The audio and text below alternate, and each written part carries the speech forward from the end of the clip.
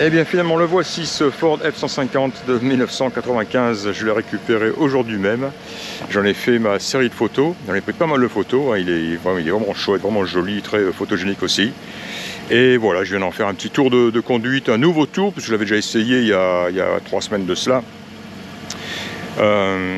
Et donc pour confirmer quoi, il est vraiment agréable à conduire, il fonctionne super bien, même la clim fonctionne, un vrai régal, hein.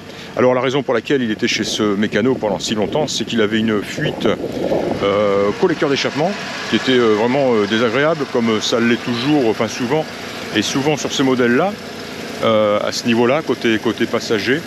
Et voilà, donc le mécano a dû en fait remplacer le collecteur. Il en avait un d'occasion, en très bon état, et il a désinstallé l'ancien, ce qui n'est pas chose facile sur des modèles de plus de 30 ans, hein, quand ils n'ont jamais été démontés. Bien souvent, les vis qui le fixent en place, hein, ont tendance à casser, hein, c'est parce qu'elles sont saisies, elles sont coincées. Donc jamais une affaire facile. Et donc il a dû remplacer le collecteur.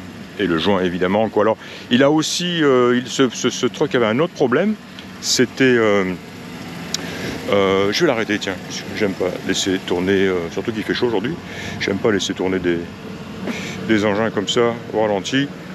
Au niveau son, hein, c'est du tout doux de toute façon, hein, il n'y a rien de méchant, rien d'agressif, hein, il a sa grosse ligne d'échappement, mais enfin bon voilà, un bon petit ronronnement tranquillou quoi, hein, c'est la force tranquille, hein, ce pick-up, hein. Ouais, je vais donc l'arrêter. Ce que je voulais dire, donc l'autre chose qui a été réparée, c'est la jauge de pression d'huile. On va le voir d'ailleurs. Elle est ici, et donc elle fonctionne. Je vais l'arrêter. Et hop, voilà, on met la clé pour éliminer le bip bip. Et voilà, là il a fallu qu'il intervienne par contre dans le compartiment moteur. Il a remplacé le sensor, la jauge, enfin la sonde de pression d'huile, et il a dû aussi intervenir derrière le tableau de bord. Il en a profité aussi pour réaligner l'indicateur de vitesse, on va dire, enfin de position de vitesse, hein, l'aiguille n'étant pas parfaitement alignée avec les lettres R, N, D, 2, 1, etc. C'était pas grand chose, mais bon, puisqu'il était dedans, il en a profité pour le faire. Et voilà, de même, il a trouvé je crois, 2 durites d'air, vacuum air, hein, d'aspiration, qui étaient en mauvais état ou manquantes. Et il les a remplacés. Je ne sais pas lesquels exactement. C'est ce que m'a dit donc mon vendeur, hein, puisque c'est lui finalement qui a géré les réparations, puisqu'il a la chance de connaître un mécanicien qui veut bien travailler, sur ces véhicules-là. Voilà. Ils sont rares et c'est la raison pour laquelle ça a mis autant de temps pour qu'il soit fait. Voilà, superbe carrosserie, très belle combinaison de couleurs, j'adore. Très bel intérieur. J'ai noté des petits défauts sur le ciel de toit, des tout petites trous, déchirures, ouais.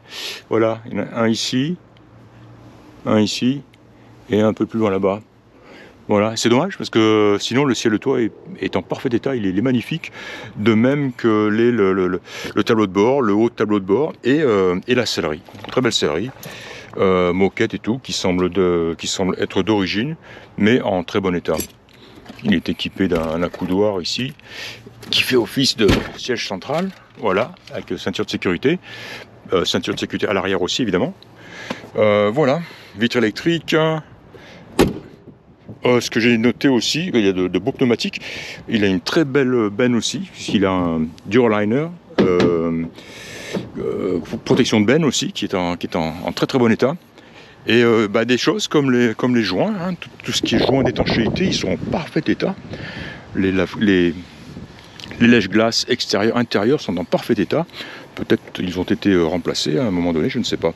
Ce que je n'ai pas, c'est un historique, hein, sur ce véhicule. Je ne sais pas combien il a eu de propriétaires précédents. Une chose qu'on peut, Tiens, d'ailleurs, je me demande si je l'ai pas. Je vais, je vais creuser, vérifier. Je me demande si j'ai pas le Carfax pour ce véhicule. Si je ne l'ai pas, on peut l'obtenir puisqu'on a le numéro VIN ici et c'est tout ce qu'il faut. Il me semble que je l'avais. Il me semble que mon vendeur me l'avait fourni. Voilà, juste pour connaître pour confirmer le kilométrage et connaître le nombre de propriétaires successifs. Et voilà. Et savoir, bien sûr, s'il n'a pas fait l'objet d'un accident ou d'un vol, ou voilà, de dégâts, etc. Quoi. Ce qui n'est pas le cas. Hein. Il est équipé de 2 réservoirs. C'est donc modèle 4x4. Alors, ce qu'il y a de bien sur celui-ci, c'est c'est pas la version d'avant. Hein. Je crois que j'étais en 94, j'imagine même en 95, j'ai dû en voir, hein, où on passait en 4x4 avec un levier ici au plancher. Une opération qui était souvent délicate, alors que maintenant, on a tout simplement un bouton à pousser, on passe en 4x4, et j'ai testé ça, hein. Donc pour passage en 4x4, et en dessous, passage en 4x4 court, ce qu'ils appellent le low range, simplement en poussant sur un bouton, tout en, bien sûr, tout en étant au préalable en position neutre, hein, au niveau du levier. Hein. Donc on s'arrête, on passe en neutre, on passe en 4x4, on passe en 4x4 court si on le souhaite, et on réenclenche la position drive ou reverse, retourne en arrière pour partir. Et idem pour revenir, pour désactionner la position 4x4. Voilà, on voit qu'il est équipé de l'overdrive. Donc l'overdrive, il est en position on tout le temps, hein, il est tout le temps en fonctionnement, sauf si on veut le déconnecter. Et pour faire ça, on appuie sur le petit bouton qui est à l'extérieur là du levier de changement de vitesse, un petit, ce qu'on appelle le overdrive off, et un petit voyant qui s'allume et qui indique donc qu'on a supprimé l'overdrive. Donc chose qu'on utilise quand on tracte essentiellement. Quoi. En parlant de tracter, il est aussi équipé d'un contrôleur de freinage de la remorque ici même, comme ils le sont tous ici. Hein. Il a 2 réservoirs qui sont contrôlés ici avec ce switch, front, rear, donc avant et back, et arrière, donc fonctionne aussi. Et voilà, toutes les jauges fonctionnent, le klaxon fonctionne, les clignotants, les feux, la clim, j'ai testé aussi. Elle crache de l'air froid, c'est pas glacial, mais c'est quand même froid. Hein. Et la bonne nouvelle, c'est qu'il est équipé, ce truck-là, du nouveau gaz réfrigérant. Hein, c'est pratiquement l'année où ils sont passés au R134A. Donc très bonne chose, puisque c'est plus facile à recharger, à remplacer. L'autoradio, il n'est pas d'origine, on a un Kenwood, j'ai repéré la télécommande dans la boîte à gants. Et c'est tout ce qui s'y trouve d'ailleurs. Voilà, là, je pense avoir fait le tour de la question. J'ai pris pas mal de photos, les dessous sont super simples, ils sont magnifiques. Le dessous dessous du moteur, boîte, tout ça, c'est joli, c'est beau, c'est sec. Aucune trace de rouille sur ce véhicule, assez impressionnant. Des belles vitres aussi, les glaces, hein, pas de rayures, fissures, pas d'éclats. Et belle peinture, hein. C'est assez incroyable. Et pour une fois, le vernis est encore bien présent. C'est chose rare. Compartiment moteur, j'en ai pas parlé. Bon, on l'a entendu, vous l'avez vu. Il demande une chose, c'est un bon lavage, rinçage. Il n'en faudra pas beaucoup. 2 heures de boulot là-dessus, de l'eau et du savon, et ce truc-là va être magnifique. Belle gueule, belle grille à l'avant, hein. C'est joli pare-choc aussi, les chromes sont magnifiques. Belle jante, nœud, on en a parlé. Voilà, c'est la version XLT, donc d'un niveau relativement élevé. C'est pas la version la plus élevée, je pense que la plus élevée c'est le XLT Laria, mais bon, on y est presque. Hein. De toute façon, 8 électrique, il a même le réglage des lombaires ici. On entend le moteur tourner, mais par contre je n'ai pas senti la pression sur les lombaires. Je suis pas sûr que cette option là fonctionne. Hein. Voilà, quand on passe à l'arrière, une belle banquette arrière, très jolie, hein. Pas d'odeur particulière à l'intérieur, pas de mauvaise odeur en tout cas. Et puis voilà, je vais le rentrer. Il a sa place dans le garage et puis il est prêt, il sera prêt au départ. Voilà, c'était donc Serge d'Oregon Classic. Et je vous ai présenté aujourd'hui un Ford F-150 XLT 4x4 benne courte, moteur V8, c'est un 5,8 litres, je ne l'ai pas précisé, boîte auto évidemment. Et voilà, merci de m'avoir écouté et je vous dis à très bientôt, au revoir.